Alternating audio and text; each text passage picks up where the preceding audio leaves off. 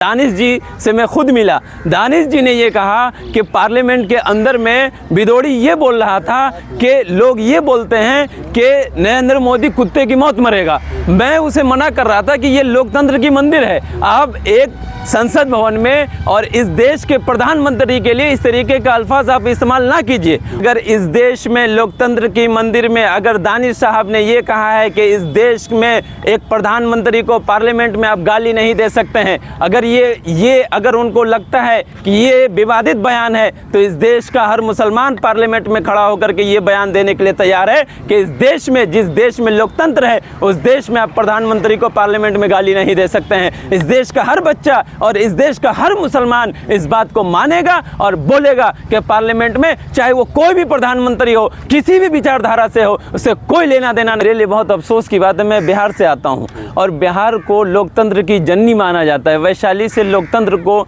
चाहिए किया गया, पैदा किया गया है। बिहार का एक सांसद और पटना से जो सांसद है वो सांसद पीछे से बैठ के दांत निकाल रहा है। ये भाजपा की जो मानसिकता है, जो 9 सालों में मुसलमानों के साथ में बर्बरियत और अक़लियत के साथ में जो बर्बरियत की गई है, उसका साफ सुथरा ये नतीजा है। इस देश में जितना हक मुसलमानों का है उतना ही हक हिंदुओं का भी है, और जितना हक हिंदुओं का है उतना ही हक मुसलमानों का भी है। यहाँ सोचने की बात है कि इस देश में 20 से 25% मुसलमान है और पार्लियामेंट में सिर्फ 27 मुसलमान सांसद चुन के क्यों गया।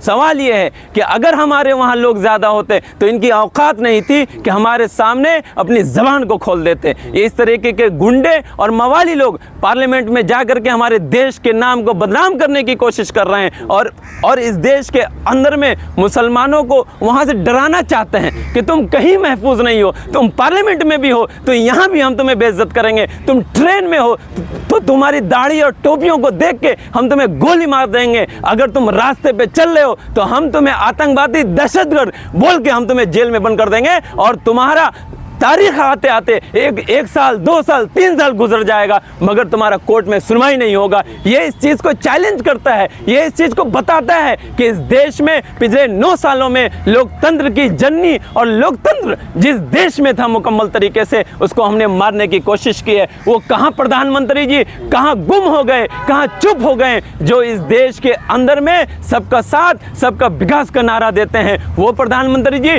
कहाँ चुप हो गए जो बोलते हैं कि मैं मुसलमान महिलाओं की फिक्र करता हूं। वो प्रधानमंत्री जी कहां चुप हो गए जो ये कहते हैं कि हम पसमंदा मुसलमानों के साथ हैं। जब मुसलमानों को पार्लियामेंट में गरियाया जा रहा है, जब मुसलमानों को रोड पे गरियाया जा रहा है, जब मुसलमानों को ट्रेनों में मारा जा रहा है, जब मुसलमानों को एयरपोर्ट पे गालियां दी जा रही है, उस वक्त इस देश का प्रधानमंत्री मौन रहता है। इस देश के लिए इससे बुरा और कोई दिन नहीं हो सकता है। आप देख लीजिए कि श्री राहुल गांधी जी ने एक लफ्ज बोला, उनको वहां से बर्खास्त कर दिया गया, और राघव चड्ढा जी ने सिर्फ सवाल पूछा, उनको बर्खास्त कर दिया गया, मगर इनको सिर्फ धमकी दी गई, इनको सिर्फ चेतावनी दी गई। ये बहुत अफसोस की बात है कि इस तरीके से अगर हमारे देश में होगा और इस तरीके से अगर हमारे देश में मुसलमानों को डराने की कोशिशें की जाएगी तो हम खुलेआम बोल सकते हैं कि इस देश में लोकतंत्र को लोकतंत्र की मंदिर में ही मारने की और गला दबाने की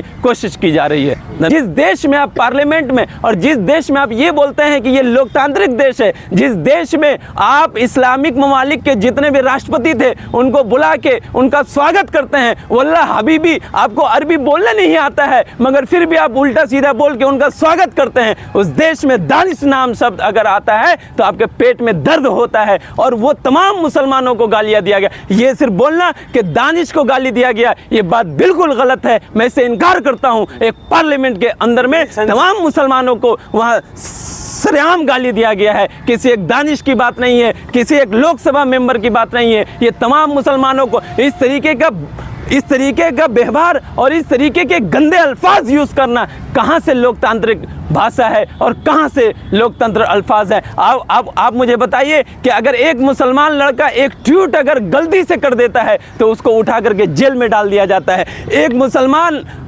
एक मुसलमान पत्रकार अगर बलात्कारी से मिलने जाता है और उसकी रिपोर्ट बनाने जाता है तो उसको उठा के जेल में डाल दिया जाता है। मगर एक गुंडा जिसके ऊपर में हत्या का भी आरोप है।